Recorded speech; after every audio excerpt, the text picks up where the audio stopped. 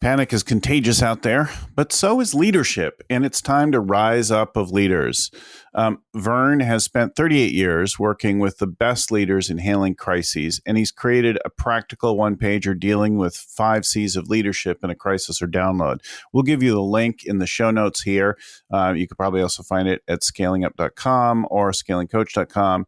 We're going to share one practical resource each day this week to support people. Here are the big 5 that we're going to talk through these with Verne Harnish right now.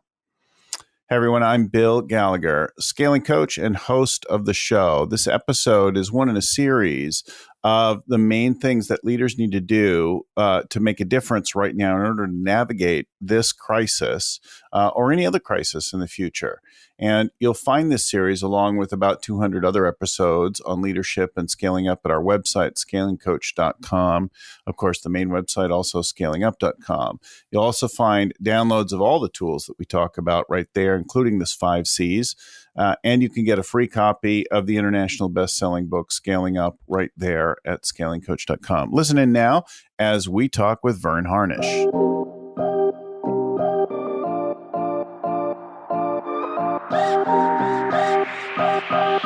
All right, we're joined now by Verne Harnish. Verne, creator of the Scaling Up framework and the Rockefeller Habits. And Verne, I was last with you in Amsterdam when we did a big session with accelerator trainers from around the world. Things have changed a lot since then, haven't they? Yeah, we had a gathering of 7,200 entrepreneurs in that stadium where I keynoted as well. And now with the announcement yesterday, we probably can't even allow more than 50 to gather. And you know, I think in short, things are changing every 24 hours. Yes. And so this is absolutely that example where let's keep your eye on the prize. Where are we going to be in the next 10 years? Because we'll get through this like we have world wars and everything else. But your strategy is only as good as your next punch in the face or next move. Things are changing every 24 hours. So now, where are you today? Our teams, hey, where what do you think we're going to do now? next week? And I'm like, what are we going to do tomorrow is the only thing that we need to stay focused on. Where are you now and how are you operating with the wider Scaling Up teams? Well, we've always been virtual. So, you know, it was almost a joke. All right, everybody work from home. Wait, we're already all working from home. So we have been virtual and global for decades. So we put out real quick, the global team went to action yesterday. And we wanted things to kind of, it was crazy Friday the 13th. I think folks needed their weekend, but it's Monday and St. Patty's Day. Yeah. And as we opened up, you know, panic is contagious and so is leadership. So what we all need to do is lead. Yeah. So we're operating, except our normal schedule. I think it's useful to acknowledge everybody's in a different world. Like it's normal for us to work from home, but we're also used to getting out with our teams and speaking at meetings and conferences and that kind of thing. So that's all stopped. But we have people now laying people off. We have people whose jobs aren't from home and who can't go in. And then we have other people going in, like medical workers who are frontline in all of this. So people are in a lot of places. You know what? Everybody can read all they want about this 24/7 on CNN or whatever is their favorite channel. So I'd rather us get to, all right, let's get to the 5 C's. We as leaders need to take starting now. So you've spent some time, you've been through a few downturns, you've worked with companies through crises or downturns, and you've got 5 C's of leadership, a big dose of C, if you will. You got it. And so let's just walk through those, and we've got a download everybody can grab that I know you'll make available. But in our typical 5 and top 1 of 5, the absolute number 1, and I should give perspective. Last week, we ran our CEO boot camp, and when everything really hit crazy on Wednesday, we thought the 7 CEOs would say, hey, we got to run back, but they stayed, and we really worked through what they needed to do to power their organizations through this. And it was super helpful. And the most important is to overcommunicate. Everyone says that, but what does that mean particularly? And that is to send out a daily communication, an email, 2-minute video, a voice message, whatever is your style, but get something out. The key is, though, to stick to the facts. Don't be trying to guess, hey, I imagine or bet you're feeling. This isn't a time for guessing. So just present what's happening. Don't sugarcoat it. But this week, balance one negative with several positives. There's always things that we can point to. And if you do have to share a negative, and this comes from Robert Cialdini, the godfather of influence, put it first. And then what you're going to do about it, that is actually makes you more believable and trustworthy. And that's what you need to do, is maintain trust throughout this. So right now, pick something, communicate it out. And in many cases, we've got our teams communicating twice a day. Okay, so communicate daily, maybe even twice a day, and communicate from facts, right? So number 2 then is customer community support. We, like, for instance, our own companies, we've cut out all promotions. Obviously, you don't want to be trying to sell this week or two. Our focus is just give with no expectation in return. And that's what we think really is important. And so, it's interesting. Research shows that one of the ways that you combat depression, sadness, whatever, is to proactively go help someone else. So our teams are solely focused on what do we have to do to help someone else in this particular situation. Yeah. And that has been a real positive for all of us to experience. That's really good. Then, and by the way, to that, we are ourselves, we've got 10 courses online that we're just giving away for free for the next 30 days, which will come up to one of the next things we want to talk about. But let's get people a little bit off of, sitting in front of CNN, and let's stay focused on what can we do to prepare, because luck comes to the prepared. And this is the time to, brush up on negotiations and scaling up and who and all the other kind of learnings that maybe we've been putting off because we've really been busy over the last decade. Well, you're moving naturally into number 3, right? Clean up and catch up.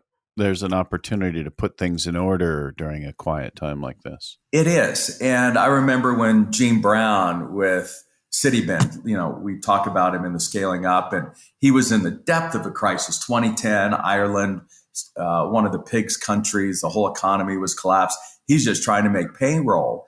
And he really engaged all of his employees, all 60 guys driving trash trucks and all of this, say, all right, what are the stuff that we can, they called it bin it. And they were able to strip out about 25% of needless activities and costs, and really actually able to make everyone's job easier and save a bunch of money. And so we're going to, in this document, we have a free download of Paul Auker's new book, Banish Sloppiness. And so this is the time to do spring cleaning. Yeah. Well, I know in the last downturn, and actually in a couple of, one of the things that we did is we looked at everything that was working, that was being used, that was active, that was succeeding, that felt good, and we kept that. And then everything that seemed unproductive, a struggle, difficult, or just occupying space, we ditched it or cleaned it out. So both in the physical world and in our operations, we ditched things. That allowed us to focus more resource on what was working. And some things like we had some clients that worked with us one way and some that worked with another way, and one way worked, the other way didn't. And we went to the people and we said, we can't work that way anymore. It just doesn't work. You know that. And if you'll work this other way, we'll keep you. If not, we're sad to see you go and thank you for your business. And we thought we'd lose virtually everyone, and we kept almost everyone. And it was really surprising. But now suddenly our operation ran smoother, and over the next year, we doubled in size. Yeah. Well, and we set as a real theme for all of 2020 of really a focus on process. If there's a weakness within scale-ups, we're so focused on making sure our functions run well that we forget that the customer and the employee experiences the business through these set of 4 to 9 processes. And this is a perfect time for folks to sit down and say, all right, where's the drama that we should clean up? This is the time to get those internal projects that we've been putting on hold, whether it's to clean up the website and make it easier to navigate, clean up our documentation, go and clean up some programming. Whatever drives your product or service, you want to focus on making it easier. And some of the stuff's not easy. We just have been too busy to get around to getting that stuff fixed. So this is a perfect time to keep everybody active, keep everybody positively engaged. Again, so they're not sitting there staring at the news and getting depressed, and proactively prepare the company so that when the craziness comes back, and it always does, always has, we're in much better shape to take advantage of it. This is the time to prepare and clean, do spring cleaning. You know, I had a woman who was in one of my workshops, and who is a graduate of the old Birthing Giants program, and or no, she's gone through the EMP program, and I was on with her yesterday, and she was telling me all about all of her different projects and all the parts of it, and her business is in total crisis. I said, okay, let's. She's in her office. I said, so take one of your flip charts, stick it on the paper, and create a parking lot. Let's call it, though, not doing now. And for each of these things, as you tell them to me, let's create a sticky. And so we filled her all of the projects that were swimming around in her head, and we put them all up on the not doing now list. And I said, okay, your job is, if you see something's relevant, you could pull it forward, but you just keep noticing that all that stuff that you had going on, you're not actually doing that anymore. All those projects are on hold for a while, unless they actually seem relevant, and stop stressing about all that stuff. And she said, we talked about a bunch of other things. She's like, that was maybe the most useful part of it, just to put my mind at ease, to focus on what matters. Good. Which, by the way, I think leads us to the fourth C, which we call cash. And that's a very specific cleanup activity. And again, I go back to Gene Brown. He realized, again, in the depths of their crisis, that he just needed 40,000 euros per month saved. He needed it found. And rather than just he and a CFO hold up trying to figure it out, again, he turned to all 60 of his team, and they found the savings, much to his surprise, which netted him about an extra $500,000 for the year, which was exactly what he needed in order to get things turned around. Now, particularly here in the United States, last week they announced this $50 billion SBA loan increase. And there's a simplified program where you can get $350,000 10-year loan within just a few weeks here. The Fed, because they dropped their rate to 0 yesterday, they're expecting these loans to be sub 6%. There's no prepayment penalties. So we're actually going to get one ourselves, and our only stated what we need the proceeds to be used for is to backstop salaries, because we've made a commitment to all of our team that, hey, we've got the cash and we're going to make sure that everybody's continuing to get paid. And I want to put another chunk of change in the bank in order to do that. But we'll have information out on that specifically. We talked a little bit earlier this week with Greg Crabtree and Rich Manders about conserving cash and moves.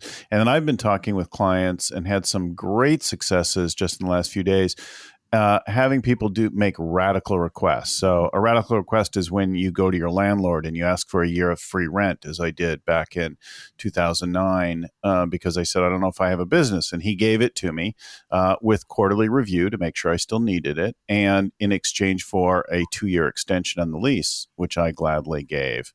And I found partners all over the world who gave me there's an opportunity when you're looking at cash to look not from a typical just tidy up, but from something extraordinary and push in creative ways, not to take advantage of people, but to pull together.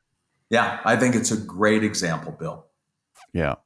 So, and then the episode that we released on Monday morning was with Heidi Hanna, but we also had Warren Rustan talking about this, breathing, being calm and considerate, right? Talk to us about 5.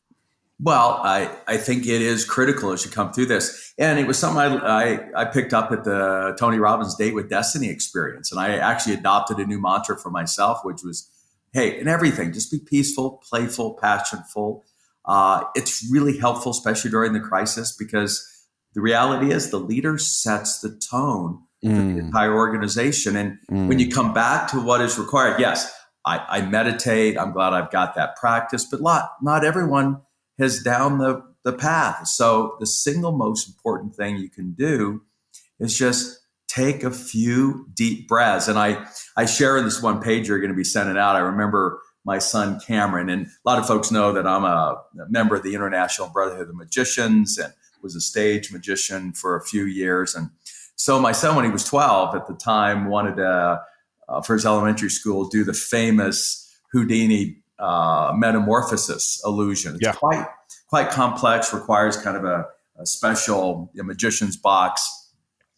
And anyway, I, being his assistant, made a mistake, and he got in there in front of an audience of 500, and he got stuck. He couldn't get out. And he has like seconds. And at that moment, because we had talked about this, he had remembered to just take a couple of really deep breaths. And very quickly a solution came to him, and he got out in time to make the illusion work in front of all of these people. And that stuck with him. You know, as a father, you hope for these teachable moments, which all these crises provide. And so years later, remember, he's quarterbacking we live in Barcelona, his Catalan team to both the city and then ultimately a country championship. His team's down significantly at the halftime. And I talked to him later in the halftime kind of break. He just shared with his whole team as the quarterback, look, we all need to take a few deep breaths here. And then I saw when he came back out on the field, almost every time he lined up behind the center, I'd see him physically take a couple of deep breaths. So he was ready to execute. And they went on and won that particular championship, turned it around in the second half. So look, nothing else, take a few deep breaths. Thank goodness you can breathe, because that's this virus, obviously, for the elderly, particularly elderly men who smoke, has not been good. So as I end the thing, namaste and good luck with these 5 C's. Thank you so much for talking with us. I think it's really great. So 5 C's, communicate daily, maybe even twice a day, and communicate from facts. Get connected with your customers and community. Give things away to people that need them. I had a client who called me and asked for to cancel our coaching because he was panicked about expenses. I said, don't you dare. I'll coach you for free until you're on the other side. You can pay if you can later or never.